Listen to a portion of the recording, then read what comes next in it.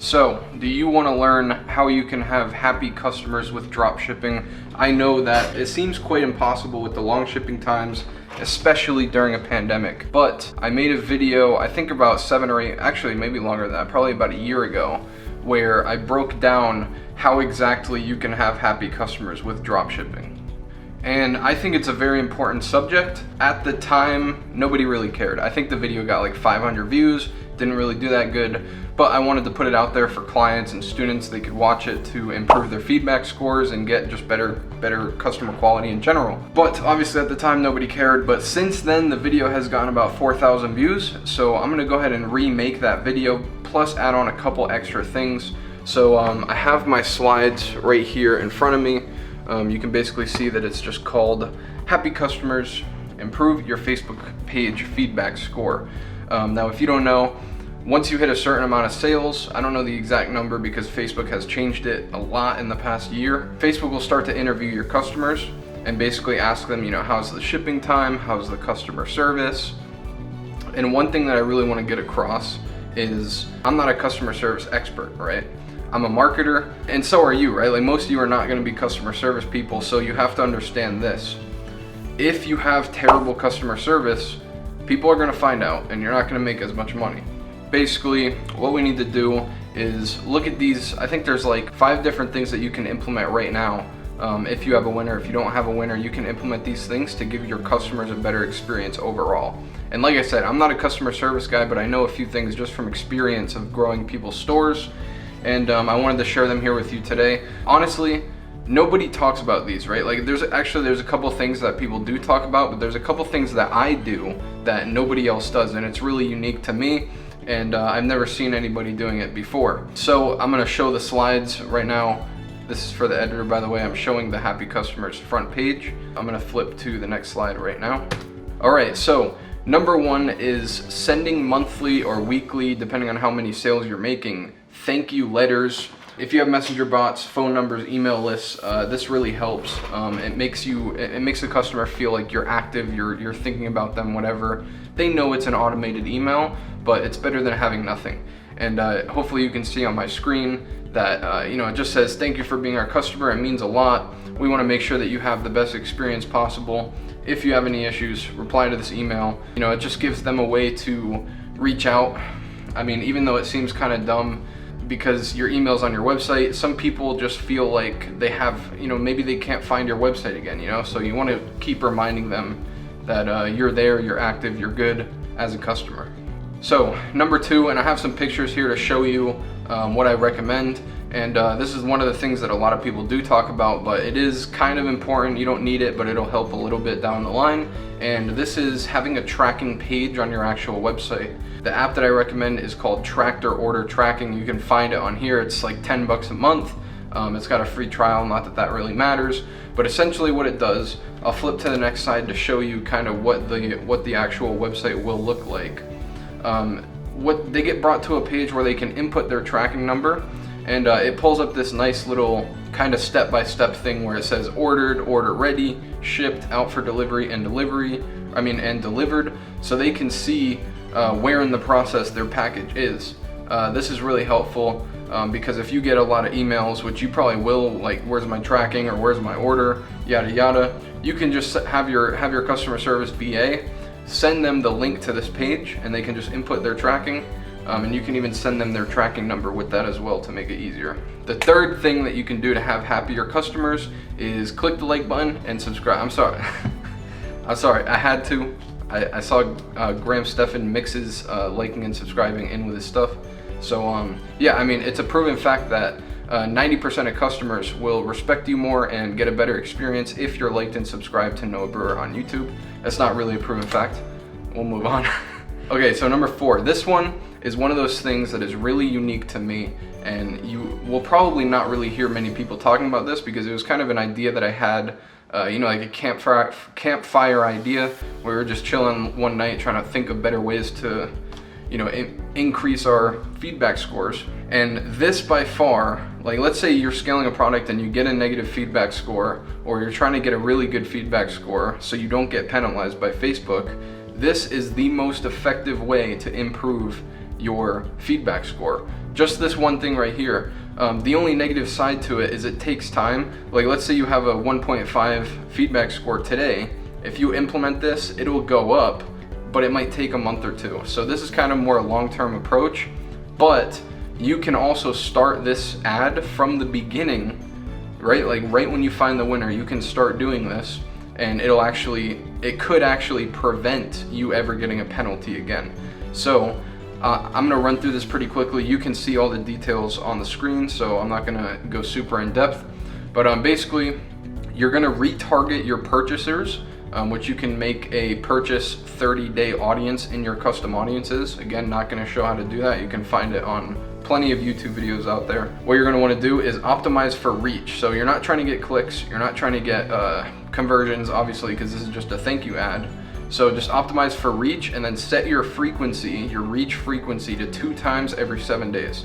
So this basically means that if I place an order on your store today, I will see an ad that says thank you 2 times a week for the next 30 days. That's essentially what this means, as long as I'm on my feed, right? So you don't really need to spend a lot on this because it's optimizing for reach, so it's going to get a lot of reach for a little bit of money. So, you know, I'd say probably if you're spending $1,000 a day, you probably only have to spend $5 to $10 a day on this type of ad. You're just going to have to look at how many purchases and how much reach are you getting per dollar, and then just do the math, right? Like if you're getting 200 purchases a day and it costs you $1 for 200 reach, then you spend $1 a day. So actually I think you have to spend 2 as a minimum, but it doesn't matter. This doesn't have to be a high budget thing, but the ROI is really, really good if you look at all the problems that it solves. And you can see the ad copy down there below, and I'll switch to the next slide so that you can see it on an example page.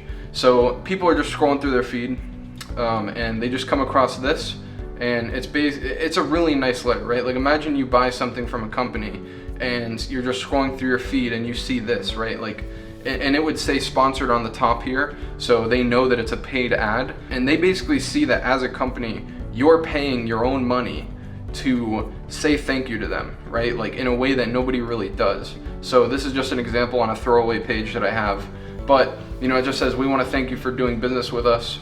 It's not trying to upsell them. There's no link. You can add a button that brings them to a contact form, but you just put your email in it. You just say thank you. We want to make sure that we have every opportunity. And please, please, please, for the love of God, put page moderation on. Because if you don't, this comment section is going to be like World War III.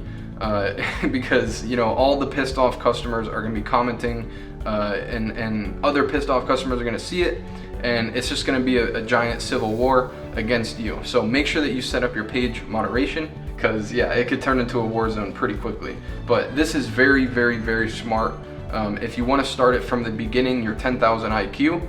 If you want to wait until you actually have an issue, it won't work as good. But if you start it from the beginning, that is the way to do it, in my opinion. And I don't do this every time. I don't talk about it much, but it's super, super effective for keeping your feedback score up. So number 5, and I feel like a lot of people do not talk about this as well. Some people have it in the back of their minds, but check out this email. Like, just look at how beautifully typed up this email is. And you can see the email on the bottom. So this one is kind of a rule for all my businesses, right? Like I have a couple agencies, I have e-com store, I run a few things, and this is a rule that I follow with all of them, right? Like being fairly loose with refunds. I cannot tell you enough, especially if you're doing your own customer service. But even if you have VAs and a manager, these people that just get unwillingly pissed off for the slightest thing, right? Like let's say there's a little delay in their shipping. You know, they just get super pissed off. They start swearing, they start threatening to report you to this, that. These guys are such a headache, and it'll literally ruin your day. So, and it's just not worth it. Like whatever, I don't care if they're paying you $1,000, it's not worth whatever bullshit they're stirring up. And I'm saying this out of experience. I deal with it in the agency all the time. I deal with it with e-com stores all the time. I've had students coming to me with with customers that are super pissed about their item. I mean, how much money do you need to make to be worth a headache, right? Like it's really not worth it, especially if you're just selling like $100 item and your margin is $50. Just refund the people. And it's basically a nice way to just tell them to fuck off. because it's not worth your time to deal with them, and it's certainly not, like, you're not gonna get anything out of it. If you convince them to let you keep their money, 90% of the time, they're just gonna come back at a later date and ask for it anyways. So I don't even waste my time, dealing with refunds. I think the best way, if you have, this is a unique situation. Like, if you have somebody that's really, really mad, this is the correct way to go. Give them their money back. Even if you shipped out the item, you should be making enough money, or it shouldn't be a big of a loss. It's just not worth the headache that it'll bring up. The only reason I would recommend not doing this is if you're trying to train VAs on communicating with people. But I mean, just look at this email. If they get this email, it basically just says, here's the reason that you're pissed off. Even though we're upfront about it, we're still gonna be on your side and just send you your money back. Super easy. Keep in mind that you will keep your item. So it's basically just like, we're just gonna give you your money back, dude. Like, you don't have to get so mad. We're not super in this for your $50. We don't care about your $50. Just take it back. You'll still get your item, whatever. I mean, trust me, doing that is a hell of a lot easier and cheaper than dealing with these headache clients and these headache customers 100% of the time. Because you don't want your VA wasting time trying to figure stuff out for these petty customers. And I'm not talking about people that are like, oh, where's my tracking? Or, oh, it's been 2 weeks and I still don't have my order. I'm talking about the people that are like, where the fuck is my order? I'm gonna fucking report you to the federal government, like just shit like that. FBI, open up! And whatever, I'm moving on, because you guys know what I'm talking about. All right, and number 6, and this is the final one, and I think this is the most important. As business owners, this is a thing that a lot of people look over because they think that since you're online, you can be more loose with the way that you do business, and that is not true at all, because people will catch on. And I'm showing slide number 6 right now, and that is be honest and upfront about the negative effects of doing business with you.